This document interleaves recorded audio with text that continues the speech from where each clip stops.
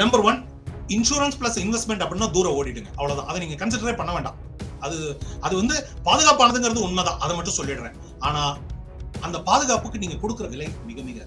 அப்போ அவங்க என்ன நினைக்கிறாங்க, மியூச்சுவல் ஃபண்ட் ஆபத்தானது, எனக்கு இது வேண்டாம், நான் வேற இடத்துக்கு போயிடுறேன் அப்படின்னு சொல்றாங்க. அப்புறம் ஒரு 4-5 ஆண்டுகள் கழிச்சு அதுல ஏதாவது ஒரு பிரச்சனை வந்து அது வேண்டாம், வேற எங்கேயாவது போறேன், தங்கத்துக்கு போறேன், ரியல் எஸ்டேட்டுக்கு போறேன். மியூச்சுவல் ஃபண்ட், தங்கம், ரியல் எஸ்டேட், வெள்ளி, இன்சூரன்ஸ், இது எல்லாமே சிறப்பானவை தான். ஆனா ஒண்ணுல இருந்து ஒண்ணுக்கு நீங்க தாவிக்கிட்டே இருந்தீங்க அப்படின்னா கண்டிப்பா உங்களால லாங் டேர்ம் வெல்த் அப்படின்னு சொல்லப்படுகிற நீண்ட கால செல்வத்தை உருவாக்க முடியாது. துளி கூட ஆபத்து வேண்டாம், நான் எந்த விதத்திலும் ரிஸ்க் எடுக்க விரும்பல அப்படின்னு நினைக்கிறவங்க பிக்ஸட் டெபாசிட் FD அப்படின்னு சொல்றாங்க இல்லையா, அதுல பணத்தை பிரிச்சு போடலாம். உங்களுடைய பணம் மியூச்சுவல் ஃபண்ட்ல முதலீடு செய்யப்பட்டாலும் கடைசியில அது போய் ஷேர் மார்க்கெட்னு சொல்லப்படுகிற பங்கு சந்தையில தான் உட்காருது. அப்படின்னா பங்குச்சந்தை ஏறி இறங்கும் போது உங்களுடைய மியூச்சுவல் ஃபண்டோடைய மதிப்பும் ஏறி இறங்கத்தான் செய்யும். என் பணம் ₹1 குறைஞ்சாலும் எனக்கு வந்து அதிர்ச்சியா இருக்கும், என்னால அதை தாங்கிக்க முடியாது அப்படின்னு சொல்றவங்க அந்த வழியில போவாங்க. ஆபத்தே இல்லாத முதலீடுகளும் இருக்கின்றன, அதிலே வருகிற வருவாயும் அதற்கேற்றாற்போல் குறைவாக இருக்கும். ஆபத்து உள்ள முதலீடுகள் இருக்கின்றன, அதற்கு துணிந்தால் அங்கு இறங்குங்கள். பயப்படுகிறீர்கள் அப்படின்னா வேண்டாம், இந்த பக்கமே இருந்துடுங்க. நிம்மதியான தூக்கம்ங்கிறது செல்வத்தை விட எவ்வளவோ முக்கியம்.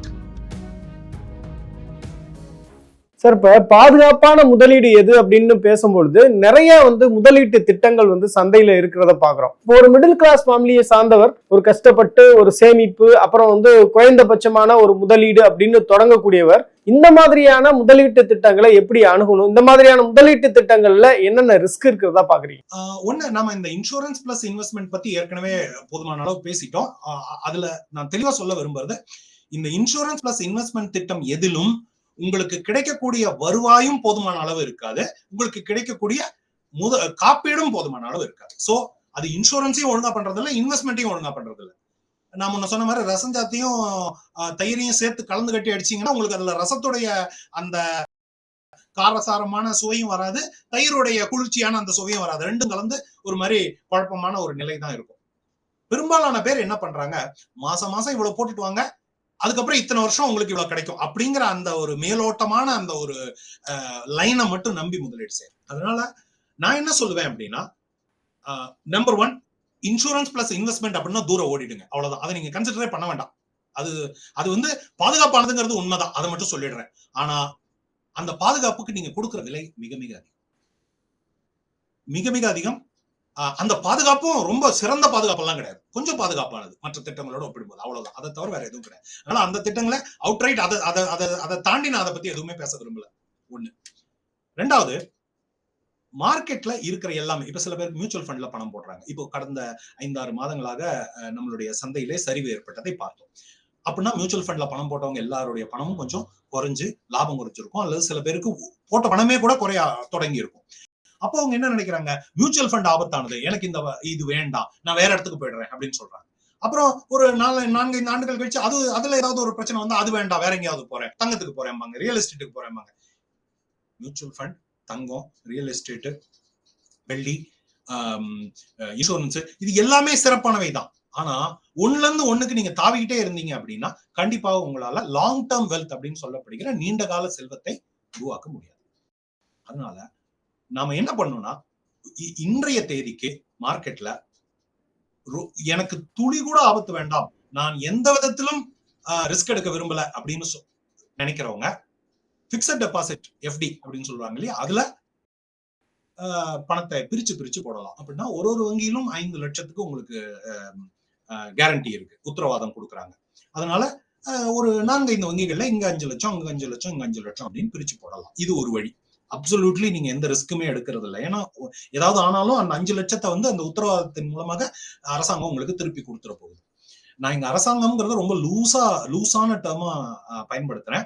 எல்லாமே அரசாங்கம் கிடையாது, வேற வேற நிறுவனங்கள், அரசால் கட்டுப்படுத்தப்படுகிற நிறுவனங்கள் அப்படின்னு வச்சுக்கோங்க. அரசாங்கமே உங்களுக்கு பணத்தை கொடுக்கும். சோ அது ஒரு வழி, எனக்கு துளி கூட ரிஸ்கே வேண்டாம் அப்படின்னா.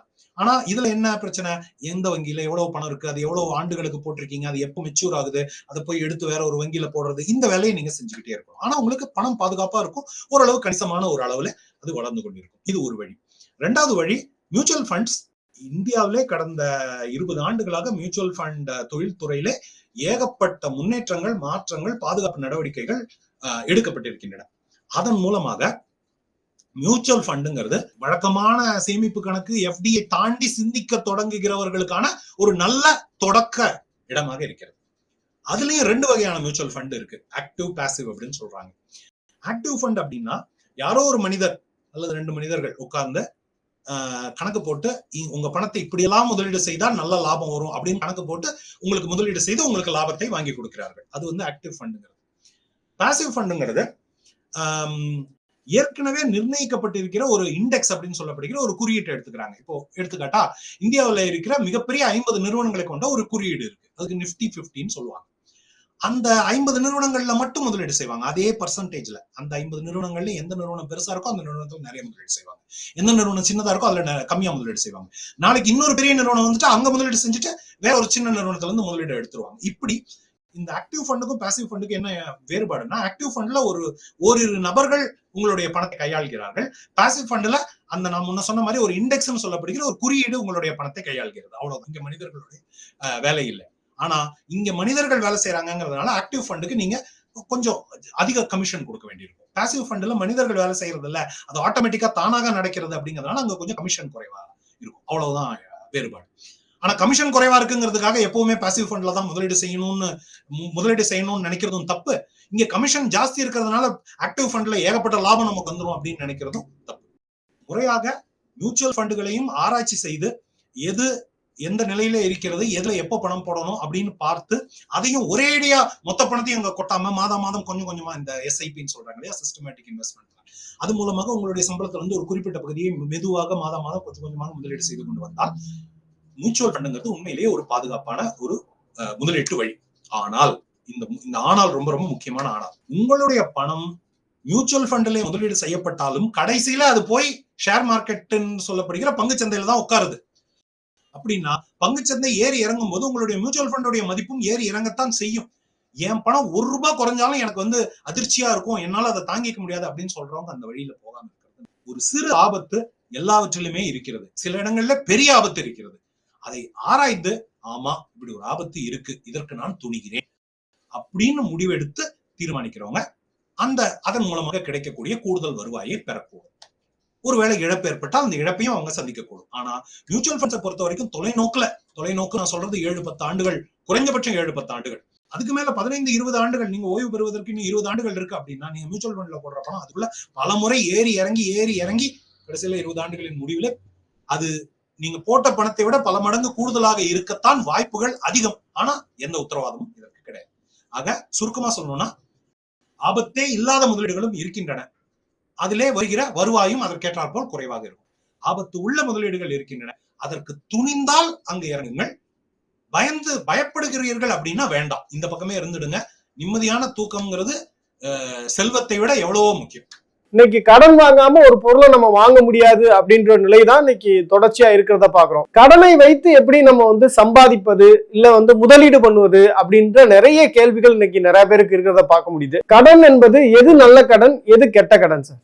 நான் முதலா வேலைக்கு புறப்பட்ட போது எங்க ஊர்ல இருந்து ரயில்ல வேற ஒரு ஊருக்கு போறதுக்காக புறப்பட்டேன். அந்த ரயில் புறப்படுறதுக்கு ஒரு 1/2 மணி நேரம் முன்னாடி எங்க அப்பா என்கிட்ட சொன்ன ஒரு விஷயம் எனக்கு இன்னைக்கு வரைக்கும் நினைவு இருக்கு. என்ன வேணா செய், கடன் மட்டும் வாங்கிடாது அப்படின்னாரு எங்க அப்பா.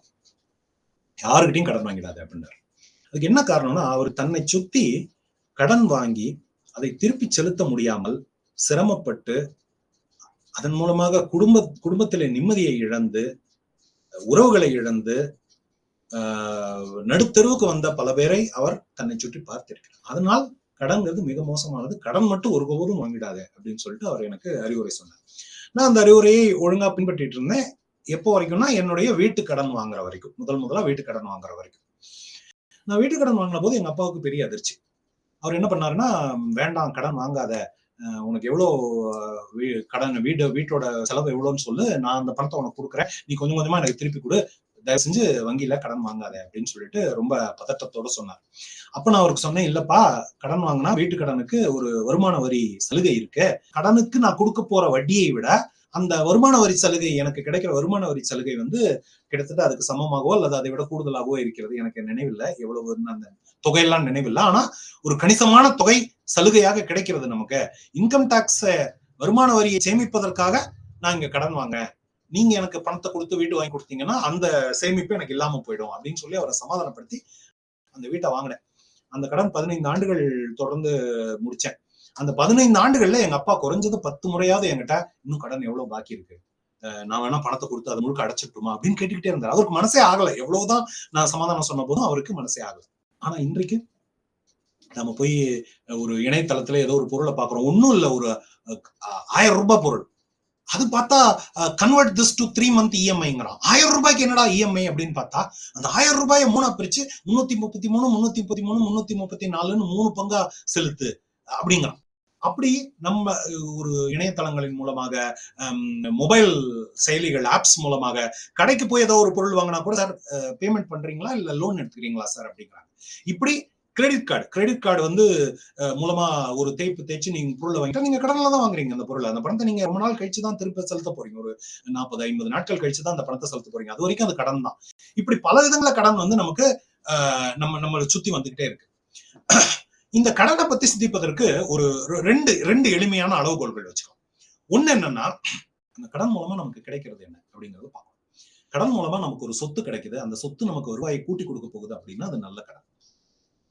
எடுத்துக்காட்டா சொல்லணும்னா வீட்டு கடன், கல்வி கடன், இதெல்லாம் சொல்லலாம். வீட்டு கடன் மூலமா நமக்கு ஒரு வீடு கிடைக்க போகுது. அந்த கடனை நீங்க 15 ஆண்டுகள்ல மெதுவா அடைச்சிட்டு இருப்பீங்க. அந்த 15 ஆண்டுகள்ல அந்த வீட்டுடைய மதிப்பு, அந்த நிலத்துடைய மதிப்பு ஏறி இருக்கும்.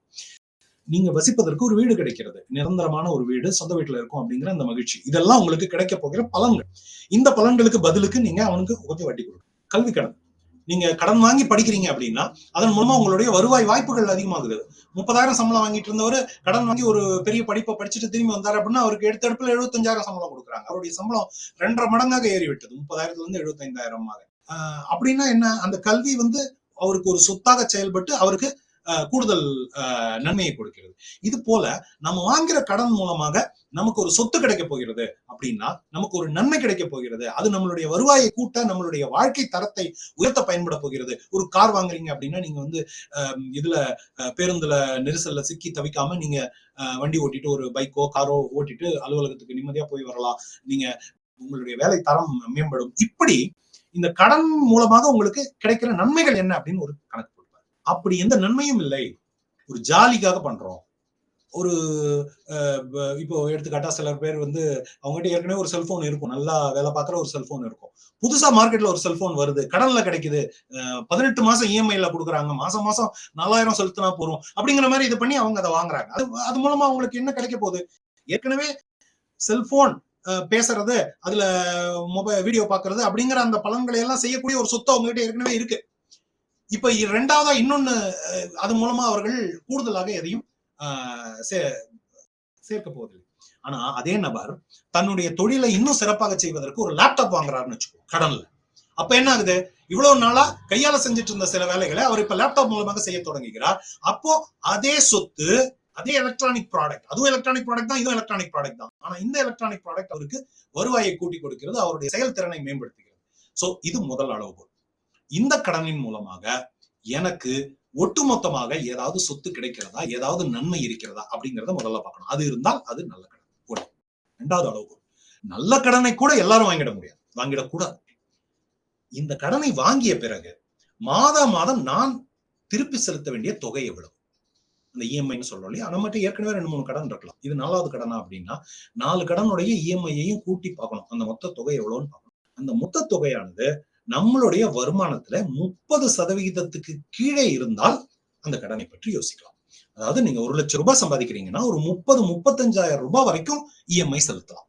1 லட்சம் ரூபாய் சம்பாதிச்சு 75,000 ரூபாய் இஎம்ஐக்கு உங்களுக்கு போயிட்டு இருந்தது அப்படின்னா உங்களுடைய கடன் நிலை கட்டுக்கடங்காமல் போய்கொண்டிருக்கிறதுன்னு பொருள். அப்போ அது நல்ல கடனாகவே இருந்தாலும் ஏற்கனவே கையில இருக்கிற கடன்களை எல்லாம் அடைச்சிட்டு அதுக்கப்புறம் தான் இந்த கடனை எடுக்கணும் அப்படிங்கிற ஒரு நிலைப்பாட்டுக்கு வருவது அறிவார்ந்த செயல். சுத்தி எல்லாரும் கத்துன்னு கத்திக்கிட்டு இருக்காங்க அப்படிங்கிறதுக்காக கடனை எடுத்துக்காம நம்ம எல்லாமே வந்து நான் இப்போ இந்த பெட்டியில சொல்லிட்டு இருக்கிற எல்லா பதில்களையுமே ஒரு வரியில சுருக்கணும் அப்படின்னா நம்மளுடைய நிதி நிலைமைக்கு எது சரின்னு யோசிச்சு அதை செய்யணும். அதுதான் கடனுக்கும் அது பொருந்தும். நம்முடைய நிதி நிலைமையை யோசிச்சு அதற்கு பொருத்தமாக இருக்கிற கடன்களை மட்டும்தான் ஏற்றுக்கொள்ள வேண்டும். இல்லைன்னா கடன் கடன் சுமைங்கிற சொல்லே நம்மளுடைய தமிழ்ல அழகா இருக்கு. இது ஒரு சுமையாக நம்ம முதுகுல எப்பவுமே ஏறி உட்காந்துட்டு இருக்கோம். நம்மளால நிம்மதியா வேலை பார்க்கவும் முடியாது, குடும்பத்தினரோட மகிழ்ச்சியாக இருக்கவும் முடியாது. ரொம்ப அழகா சொன்னீங்க சார். இப்ப நம்ம நிறைய financial adviser, mutual fund distributors எல்லாம் பேசும்போது என்ன சொல்லுவாங்க அப்படின்னா, பினான்சியல் கோல் அப்படின்றத செட் பண்ணிக்கோங்க, அதுக்காக நீங்க முதலீடு பண்ணணும், நீங்க ரொம்ப ஷார்ட் டேர்மா நீங்க உங்களுடைய முதலீட்டு நோக்கத்தை வச்சுக்க கூடாது, இலக்கை வச்சுக்க கூடாது அப்படின்றது சொல்லுவாங்க. பொதுவா இந்த பினான்சியல் கோலை மையப்படுத்தி தான் நம்மளுடைய இன்வெஸ்ட்மெண்ட் அப்படின்றது இருக்கணுமா? இப்ப மிடில் கிளாஸ் பீப்புள் எல்லாம் பார்த்தோம் அப்படின்னா, கையில அவங்களுக்கு ஏதோ ஒரு பணம் மிஞ்சுது அப்படின்னா அதை எங்கேயாவது சேவ் பண்றதுக்கு இல்ல இன்வெஸ்ட் பண்றதுக்கு முயற்சி பண்ணுவாங்க. இப்ப அவங்கெல்லாம் அவங்களுடைய இலக்குகளே மாறும். அவங்கெல்லாம் ரொம்ப நீண்ட காலத்துக்கு பிளான் பண்ண மாட்டாங்க. மேபி அவங்களுடைய குழந்தைகளுடைய திருமணத்துக்காகவோ இல்ல படிப்புக்காகவோ அவங்க அந்த மாதிரியான முதலீடுகள் பண்ணுவாங்க. மற்றபடி அவங்களுடைய கோல் எல்லாமே ரொம்ப ஷார்ட் டேர்ம் கோலா தான் இருக்கும். ஸோ அவங்க எல்லாம் எப்படி திட்டமிடணும்? ஷார்ட் டேர்ம் கோல் எல்லாருக்குமே இருக்கு, லாங் டேர்ம் கோல் எல்லாருக்குமே இருக்கும். ஆனா அதை அவர்கள் உணர்வதில்லை. அதுதான் உண்மை. இப்போ ஷார்ட் டேர்ம் கோல்னா என்ன? இப்போ இந்த மாசம் எனக்கு கரண்ட் பில் வரப்போகுது, நான் அதுக்கு பணம் கொடுக்கணும். இந்த மாசம் கேஸ் அடுப்பு சிலிண்டர் தீர போகுது, அதுக்கு நான் பணம் கட்டணும். அடுத்த வருஷம் என்னுடைய வீட்டுக்கு சொத்து வரி கட்டணும். இந்த மாதிரி இதெல்லாம் ஷார்ட் டேர்ம் கோல்ஸ். உடனடியா குழந்தைக்கு பள்ளி கட்டணம் செலுத்தணும். இந்த மாதிரியான ஷார்ட் டேர்ம்ல அடுத்த ஓரிரு ஆண்டுகளுக்குள்ள வரக்கூடிய எல்லாமே ஷார்ட் டேர்ம் கோல்ஸ். இதை பெரும்பாலான பேர் தெளிவாவே புரிஞ்சிட்டு இருப்பாங்க. இங்க வரப்போது இதுக்கு இவ்வளவு பணத்தை எடுத்து வைக்கணும் அப்படிங்கிற மாதிரியாக எடுத்து வைக்கிறவங்க இருக்காங்க. இப்ப எடுத்துக்காட்டா என்னுடைய நண்பர்கள் பலர் அவங்களுடைய குழந்தைகளுடைய பள்ளி கட்டணத்தை கூட்டி, 2 குழந்தைகள் இருக்காங்கன்னா இவனுக்கு இந்த பையனுக்கு இவ்வளோ, பொண்ணுக்கு இவ்வளோ, ரெண்டையும் கூட்டி அதை 12ஆல வகுத்து அந்த தொகையை ஒரு ஆர்டின்னு சொல்லப்படுகிற ரிகரிங் டெபாசிட்ல மாசம் மாசம் போட்டுக்கிட்டே வருவாங்க. இப்ப இந்த குழந்தைக்கு 1 லட்சம், அந்த குழந்தைக்கு 1 லட்சம் வச்சுக்கோங்க, 2 லட்சம் டிவைடட் பை 12 எவ்வளவோ அந்த தொகையை மாசம் மாசம் ஆர்டின்னு ஒண்ணு ஆரம்பிச்சு அவங்க பணத்தை போட்டுட்டே இருப்பாங்க. 12வது மாசம் அந்த தொகை மொத்தமா சேர்ந்திருக்கும், அதை எடுத்து பள்ளிக்கூடத்துக்கு கட்டிடுவாங்க. இப்படி ஷார்ட் டேர்ம் கோல்ஸுக்கும் இந்த மாதிரி பிளான் பண்ணலாம். இது இது இது எல்லாரும் செய்யக்கூடியது ஷார்ட் டேர்ம் கோல்ஸ். நான் ஷார்ட் டேர்ம் கோல்ஸ் சொல்றது அடுத்த வாரம் அடுத்த மாசத்துக்கு சரிப்படாது. 6 மாசம் கழிச்சு வரக்கூடிய செலவுகள், ஓராண்டு கழிச்சு வரக்கூடிய செலவுகள், இந்த மாதிரியான செலவுகளுக்கு முன்கூட்டியே திட்டமிட்டு பணம் சேர்ப்பது சேர்க்கலாம். அதை செய்யலாம், எல்லாருமே செய்யலாம். இந்த லாங் டேர்ம் கோல்ஸை பொறுத்த வரைக்கும் எல்லாருமே உடனடியா சொல்லிடக்கூடியது என்ன? ஒரு வண்டி வாங்குற மாதிரியான கோல்ஸ் இருக்கும் சில பேருக்கு வீடு வாங்குற கோல்ஸ் இருக்கும், சில பேருக்கு குழந்தைகளுடைய திருமணம், குழந்தைகளுடைய மேற்படிப்பு, சில பேர் குழந்தைங்களை வெளிநாட்டு அனுப்பணும் அப்படின்னு நினைக்கிறவங்க இருப்பாங்க. கடைசியா மிக மிக முக்கியமான லாங் டேர்ம் கோல் அவர்களுடைய ஓய்வுக்காக. ஏன்னா நம்ம எல்லாருமே காலகாலத்துக்கும் வேலையை செய்து கொண்டு இருக்க முடியாது. ஒரு கட்டத்துல நாம் வேலையை நிறுத்தத்தான் வேண்டும். அப்படி நிறுத்தும் போது அதுக்கப்புறம் பணம் எங்க இருந்து வரும்? அதுக்கு தேவையான பணத்தை இப்ப இருந்தே சேமிச்சு வச்சிருக்கணும். அந்த காலத்துல குழந்தைங்களை ரிட்டையர்மெண்ட் இன்வெஸ்ட்மெண்டா பார்த்தாங்க, குழந்தைங்க நம்மளை பாத்துக்குவாங்க அப்படின்னு. இந்த காலத்துல அப்படியெல்லாம் யாரும் இருக்க விரும்புறது இல்லை.